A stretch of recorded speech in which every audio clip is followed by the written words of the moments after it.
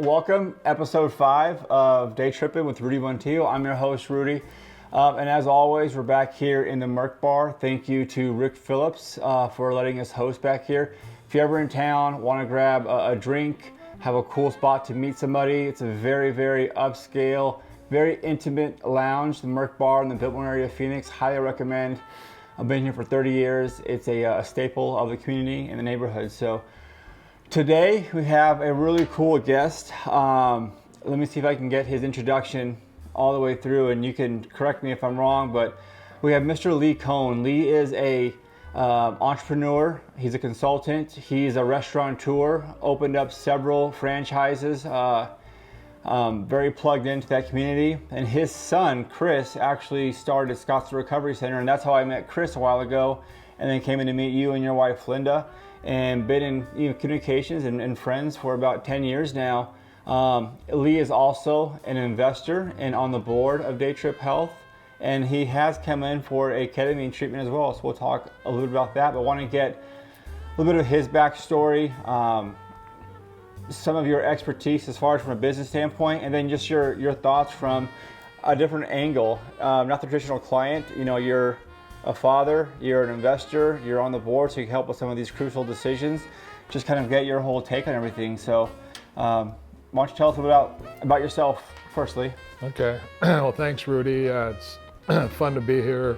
So I probably don't have long enough because I'm up there. I've been around a long time. So, but basically, I went to ASU, played football my freshman year. I wasn't very good. I got knocked out 3 times. Woke up in the hospital. That was before concussion protocol. Yeah. So sometimes I forget things. That's what I blame it on. So I did that. I was at ASU, and my family was in the food distribution business in Chicago, and I was, of course, supposed to do that. And I started selling food to restaurants, first in Seattle, then in LA. And basically, I became more intrigued with the restaurant side versus the supply side. Mm-hmm. So I found a concept in Seattle that I fell in love with called Spaghetti Factory. Oh. And I just... Funny story about that. We go to this one in Gaslamp, San Diego all the time with my family. We've gone there for 25, 30 years because the one price you get your meal, your salad, your dessert, and so we take the kids in there in town, and yeah, we love Spaghetti Factory. Yeah, it was one, they were open at 5, closed at 10, spaghetti, so the cost is very low. You get a lot of food, all antiques. It was done with all antiques, so the investment in the restaurant, versus most restaurants, when you put your design elements in, you depreciate those, right? Because they're not worth anything. The minute you put them in, they're not worth anything. Right. Antiques, these were all real. Actually, their value goes up, although you still depreciate it. So, all their restaurants were full of stained glass and all this stuff. And so I just became really intrigued with, number one, how simple it was, being open at 5, closing at 10. Families, they were lined up to get in every night. Mm-hmm. So I kind of decided that that's what I was going to do. I was going to copy that, and I was going to do it in Chicago where my family was. Went there. I had been in Phoenix for like 6 years. I hadn't been in Chicago in a long time, so hanging out in the winter in Chicago looking for a location, I finally said, the beauty of the restaurant business is you could do it anywhere, right? I mean, so I told my wife, Linda, we weren't married at the time. I said, let's go to Phoenix and, see if we can figure it out.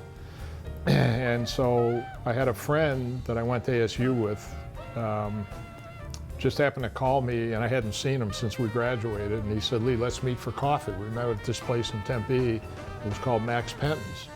And I had been looking at locations, and I always had these lawyers that my family had, and every time I showed them a deal, they told me why it was bad. Mm-hmm. And I wanted to be in business in a bad way. I finally determined the next deal I look at, I'm not showing it to a lawyer. So I walked into this place, this coffee shop right on Apache and Terrace, right on the campus of ASU. And I'm sitting there looking around. I asked if the owner's around. He comes out, and I said, are you interested in selling? He said, yeah, I listed it yesterday. I go, really, how much? He said, 65 grand. How much down? 25. I said, I'll take it. So so I buy my first restaurant. I have no idea what I'm doing. It's like a coffee shop? It was a coffee shop owned by Ramada Inn. Ramada Inn owned that property on that corner. They were going to build a hotel, and this was going to be their training center for their chain of coffee shops, which at the time was called Chez Bone. Well, they figured out that wasn't going to work, so they sold the restaurant to their corporate chef, whose name was Max Penton. He called it Max Penton's. So that's how I got started. That was your first introduction to the restaurant industry. Yeah, and so I kind of gave up and then the spaghetti factory moved and opened up here. The one downtown? The one on Central. It's on Central, yeah, I've been there. And so, I said, well, I can't do that because that's already here. I didn't want to copy anybody. So I decided I was going to bring deep dish pizza to Arizona. Okay. No one was doing it then. And so that's kind of what we did. I mean, it's a long story, but that's for another podcast. Well, there's a bunch of notable restaurants that either are still around or unaround that you had a part in. What are some of those that the audience might recognize if they heard it? Yeah, so I was a creative big guy. I mean, I just wanted to create restaurants. I always wanted to be the first to do everything. Sometimes I got ahead of myself, but we were the first group we built the first wood-burning oven in Phoenix at a restaurant called Pops in Scottsdale. We first people to do our own gelato from scratch. And so that was kind of what excited me, was doing things that weren't around.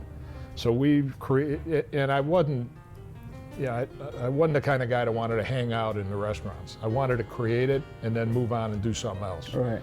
And we had a great team of people, and so I created a number of concepts here that most people remember: Oscar Taylor's Steamers, Ed Debevic.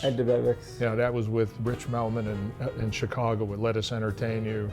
Willie and Guillermo's Good Food from Bad Guys, our Mexican. We had a couple of those. So American Grill, which is now Houston's on Scottsdale Road. The only restaurant I ever actually sold. I sold that to him, To Houston's? To George Beal. So I was really a concept guy, and that's what I really loved and I was excited about.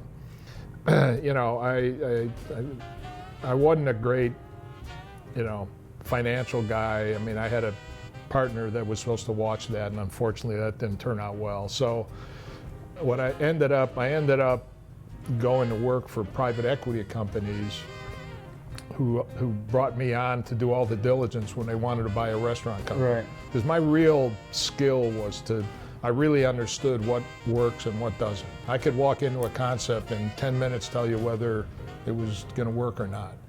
And so I ended up going on the board of like 8 or 9. Mastro is one of them? Yeah, well, the Mastros we bought, that was after. Okay. Initially, Morton's, I was on that board for 12 years. So Morton's, McCormick and Schmick, and Marie Callender's and Perkins.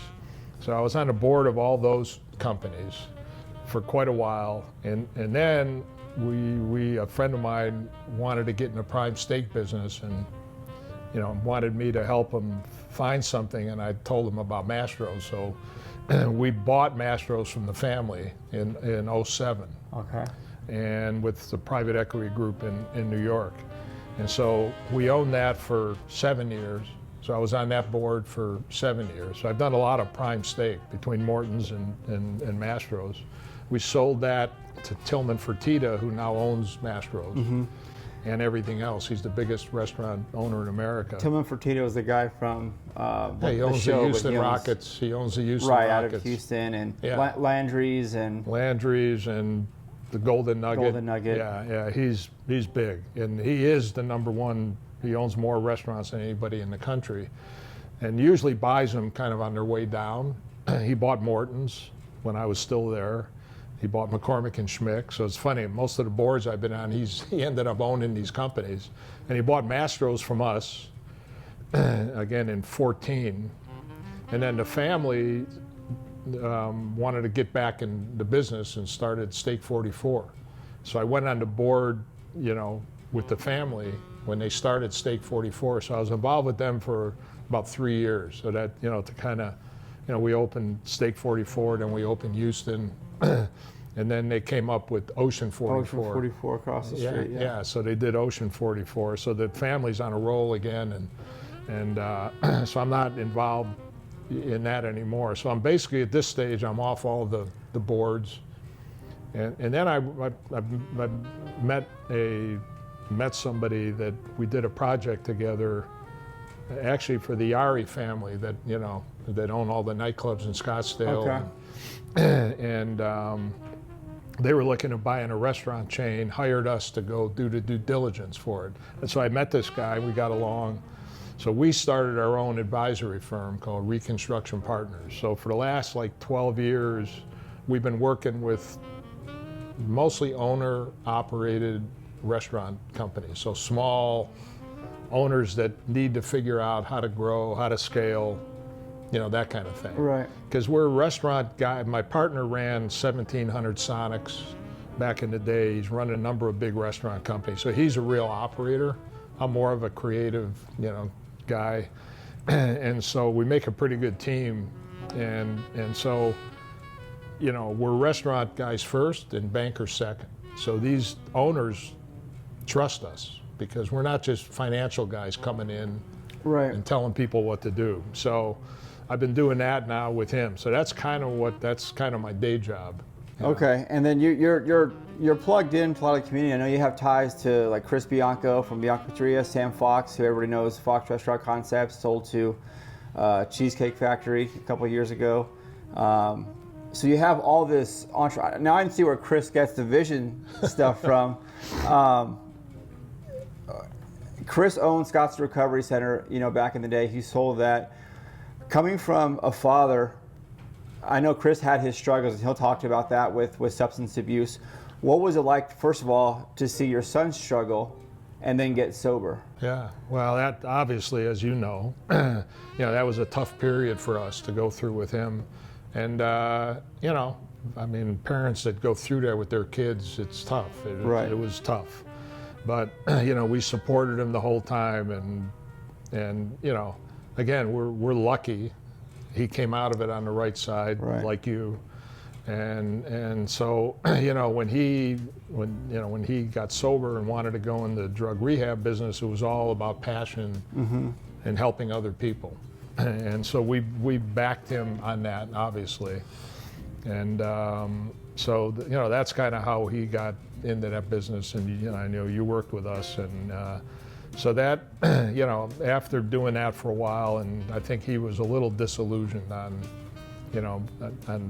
traditional drug rehab not really working the way it was supposed to work. Insurance companies don't like it because of the outcomes, and that's when he kind of discovered the psychedelic side of mental health and addiction. So he kind of switched and then came up with the Daytryp, and it's been very interesting in terms of, and I've said this before and you've heard me, the people that have come to us, including you and Quinn, and we have a team of people that all came to us because they're all believers, and everybody involved with us, investors, are all believers in the future of this for curing mental health. Right. And I've never seen a company put together like that.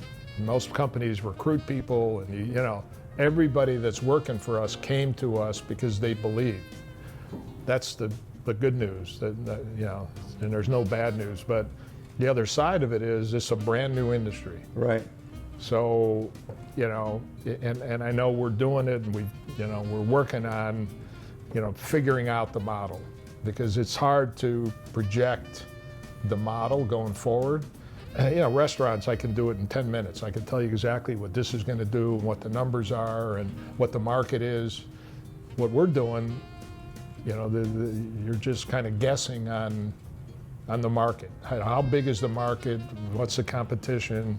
What the legal side of it? When are the real psychedelics going to get legal, which we know is happening. The insurance piece, as we're figuring out, you mentioned it a second ago, but to go back to what you said, is it's very unique to have an industry or a business and just Daytryp in itself, and to have people come to us. We have more people wanting to work with us because they believe in mental health. And I talk about this to some people, but I was at a conference speaking a few weeks ago in San Diego with our lawyer, Jeff Topple. But we were in the Uber ride from the hotel to the conference center. And the lady driving the Uber, we told her what we do. We're going here speaking on ketamine for mental health. And she said that her husband just committed suicide 2 months ago. And he was begging for help, whether it was psilocybin or ketamine. He was begging for psychedelic therapy because everything else hadn't worked. And there was no funding for it. He couldn't get it. Insurances wouldn't cover it. They couldn't afford it. And so he ended his life. And now she was driving Uber 2 months later, just trying to pay rent and be able to feed herself. So people are very passionate about it. One of the reasons we have every investor come through, they actually have to go through a session to really understand what they're getting involved in, because it's so new and it's very hard to articulate. It's not very tangible, but once you go through it, there's a feeling involved, and that's what people are investing in, and that's what we're trying to educate the community on, the nation and the world, in a sense of how necessary psychedelics, and in this case just ketamine for mental health, how valuable and necessary it is for people. Yeah. No, I agree, and I think that whenever you have to explain a product to somebody, it makes it more 10 times harder. Right, much harder. They question it. They hear all this stuff about ketamine, about there's a horse tranquilizer, date drugs, and they don't understand under the controlled environments that this drug is phenomenal, very safe, it works. I mean, you can't imagine how many people have come to me that have gone through our program of what it's done for their life. I mean, unbelievable. And so, but unfortunately, we have to, politically, we need to get involved. We're fighting big pharma, right? We're and so it makes this Daytryp where we're headed makes it a really interesting business, because there's just so many unknowns ahead of us, and so it's really important to just be able to move the pieces around to make everything work, which is what we're doing. But the beauty of it is everybody, the demand is there, everybody loves their experience. And it's hard to find that. You go to restaurants, some people have a good meal, some people have a bad meal. Right. No one has a bad experience at Daytryp. I mean, not that I know of, and I know, No, and there are certain things there. I wouldn't say a negative experience, but she didn't get the outcome she hoped for. This was a person who is chronically depressed, meaning depression lasting more than 3 months, but also suffers from acute or sometimes suicidal ideation. And with those types of diagnoses, sometimes you can have what's called a rebound effect. So after treatment, they can actually feel a little bit worse, which is why it's important to monitor these patients, and she was coming from a psychiatrist too, but for the most part, we've had only positive experiences. You told me a story about when Linda came through. Do you remember that story?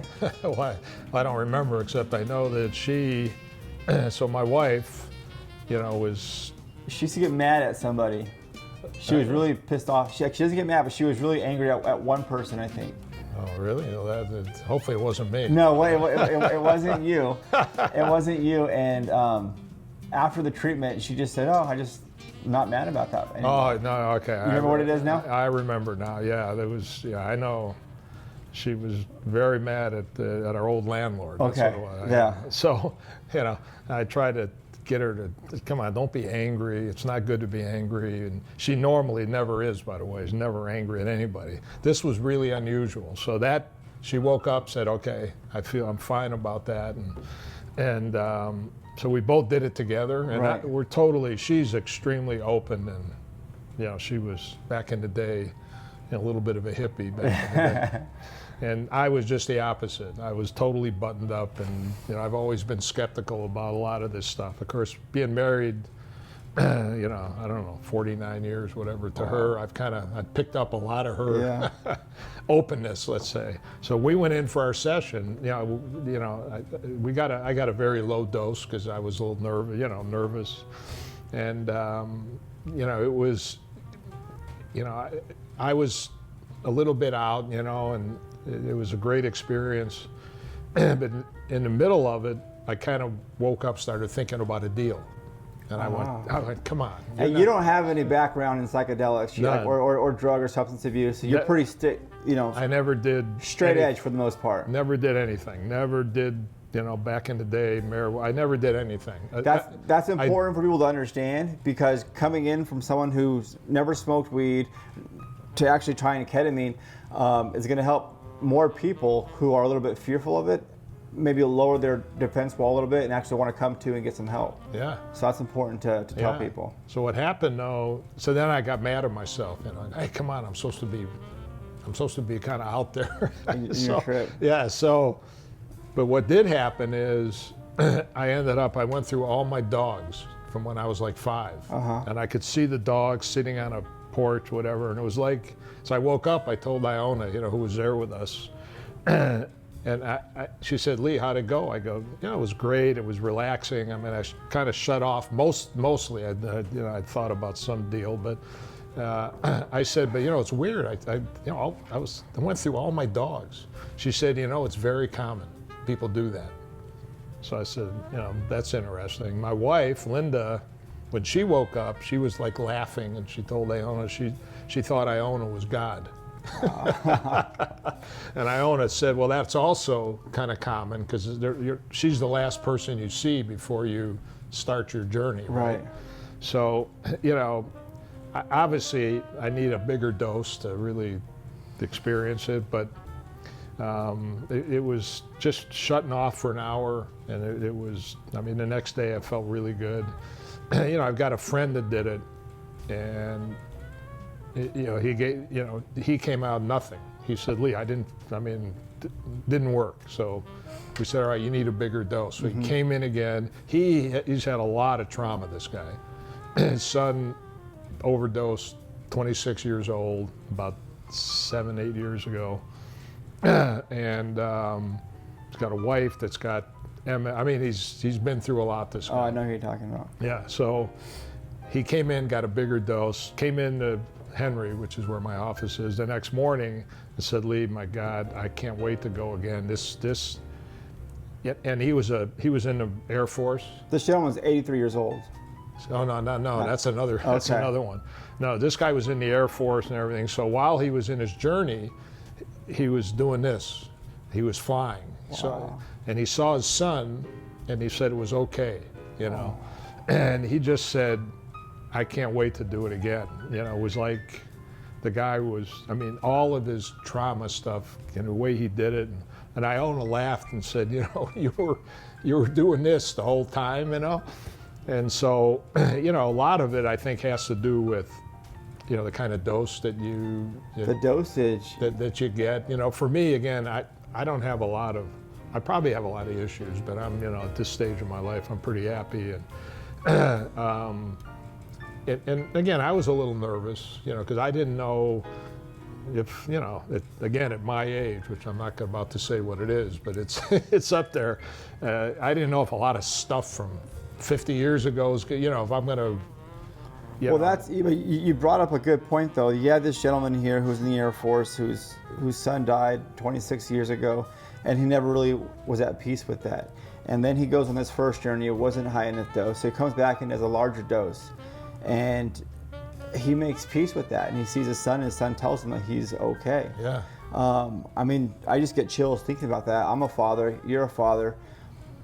I can't think about if I lost one of my children, but what I could imagine is actually having that, holding on to that for so long, and then after an experience like a Daytryp, coming to peace with that and being able to walk away saying he's okay. Yeah.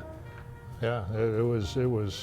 His reaction was unbelievable, and again, I get that from people, we get that from people. So, it's the journey that we're on at Daytryp is extremely exciting and fun. The team, with you and Chris, Iona, and Quinn, and the people that we have that are trying to help us and want to help us. It's going to be fun to see, and hopefully the psychedelic, psilocybin, MDMA, all this is the feds eventually are going to legalize it. I think they have to. The science is there. Everybody knows that this works, and so we're in a position to switch, to move into the other psychedelics as part of what we. Right. So we're not just going to do ketamine. We're going to offer psilocybin, right? MDMA, whatever else becomes legal. Yeah. You mentioned something when you were first talking about your story. Is I think we're ahead of our time with Daytryp right now. So one of the obstacles we're facing is a lot of us is the reason why we have this podcast is to help educate people, to actually explain to them what we're doing and why we're doing it. Because I look on social media all the time. Whenever we have a post or something, there's comments about people going into a K-hole or a horse tranquilizer, and I don't get upset about those things. It's just lack of understanding, like anything else. So having come from industries where you're ahead of your time, what kind of constructive criticism or advice could you give Daytryp to help navigate these waters that are pretty much unknown right now from a business standpoint? No, I think that's a great point. And in the business that I know, the restaurant business, which is really the only business I really understand, I did it, and people do these kind of things all the time, where either they do things that no one's ever done and think, okay, I'm going to be the first. And what I tell people is it's okay to do that as long as you can't give yourself too much time, as long as people, buy what you're selling. Mm-hmm. Sometimes you can be ahead of your time and people don't care and don't, then you got to switch. You got to make something work. And so, part of the consulting stuff that we do with people that want to be the first, and we talk all the time about people who want to, they're going to make their own ice cream, let's say. Okay, so and you need to charge a little more for it because it's expensive to make ice cream. The question is a customer willing to pay for that homemade ice cream? Mm-hmm. If the answer is no, then you shouldn't do it. And so I think that's another thing that people do, is that they want to do everything better than anybody, and they want to do it right. But again, at the end of the day, the people paying for these services, if they're not willing to pay for it, then you got to kind of shift gears. And I think, a business like Daytryp, which is so new that we're kind of navigating our way through, you got to be really flexible in terms of making changes. Right. I had one example. We did this Pops, this Italian restaurant, where we built the first wood-burning oven. And I spent a lot of time in Italy, and I wanted to do everything, exactly the way they do in Italy. And so we were in Fashion Square before they redid the mall. So we're actually out on Scottsdale Road. There was still an outdoor mall then. Yeah. And so, I show my partners the menu, and my one partner, he says, well, where's the hamburger? I said, well, they don't do hamburgers in Italy. He says, we're in a mall. Are you kidding me? I said, no way. There's no way I'm doing a hamburger. And this is how I did all my concepts. And then the minute I was wrong, we changed. I was pretty good at, okay, I give up. Well, the first day we opened, half the people wanted a burger. So next day we had a hamburger. So, I always like to tell people, start off with the right intention, trying to do things better than anybody. And at the end of the day, you have to, be flexible enough to do what the customer wants. The market's going to dictate. The market dictates where you go and what you do. But I always like starting off at the highest quality level. I had a chef, a woman, Sylvia Smith, who was my creative chef. The cooks couldn't stand her because she always came up with items that were really hard to make, right? Right. So the prep guys and the guys running our kitchens, they fought me all the time on the stuff that she came up with. And my deal with her was, when I created a new concept, I said, give me I want all these great items. I don't care what it takes to make. Don't think about that. And so what would happen is I'd get 10 great items, and maybe 2 of them were practical to make. But I always started with that premise versus the other way around, where let's create a menu that we can do easily. And then what you have is probably something mediocre, what everybody else has. Right. So my philosophy in business was always, let's start off being authentic and doing it better than anybody. And then let's see where the market takes us. Okay. So for anybody out there who's questionable and hasn't done psychedelics, hasn't really drank, is kind of more straight edge like yourself, what advice would you have for them as far as seeking psychedelic therapy for mental health or just for an experience in general? Yeah, well, again, I think it's something that's pleasurable. There's no side effects. It's not like you're going to wake up hungover and it could only, do positive things for you. You may go, hey, that was no big deal. I didn't feel much, or, and you get that, right? A lot of people, but, again, with me, what I got out of it was just shutting off the brain for an hour, and just being relaxed. And, again, the thing with the dog. So yeah. I know I was a little bit out there, but, it's something that, I think everybody should try. Everybody's got something, right? Everybody's got something. Everybody's got anxiety, something that's going on with their family, or it could be financial stress or whatever. Health. I mean, again, at this stage of my life, health is really important. Trying to stay healthy and trying to stay active, and it's frustrating. I mean, you're an athlete, you're a great athlete. I was a good athlete, but now I'm at a stage where I can't do what I did when I was your age. Right. I mean, I've done triathlons and marathons, which is what you're doing. Yeah.